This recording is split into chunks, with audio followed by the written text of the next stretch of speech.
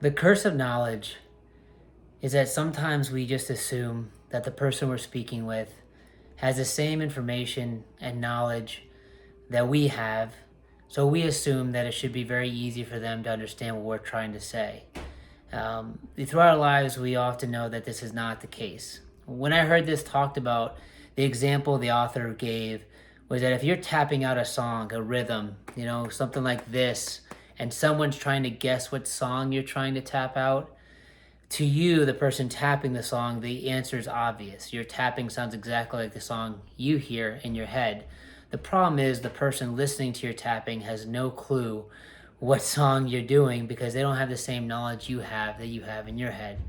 And my point with this is that when it comes to the relationships between coaches and the players, coaches and parents, is that we sometimes fall into this trap known as that curse of knowledge. Is that we will provide information and say things or do things that we think the reason behind it is obvious to us and shouldn't be explained or need explanation at all. But in reality, those observing it or hearing what we're saying without the information we have, see it and can perceive what we're doing in a completely different way than we intend. This is why I think communication, especially between coaches, parents, coaches, and players, is critical. To never assume that something that is done or said is just obvious to the other person, that they would just know that that's why you're doing it. With coaches, it's why it's always critical to talk about and communicate what your vision for a team is, how you're going to run training and why, your approach to games, your approach to tournaments, making sure that it's very clear that everybody understands why you're doing what you're doing.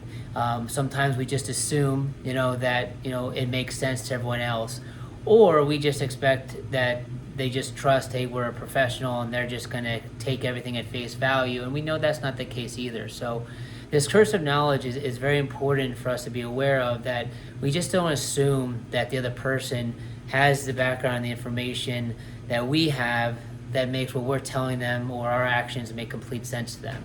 And it's a two-way street. Parents and players need to do that with coaches as well. Some things that you might think are obvious to a coach, isn't, because we don't have the same information that you might have as a parent or a player might have from their perspective. So this curse of knowledge is just something that's very important to pay attention to and be aware of.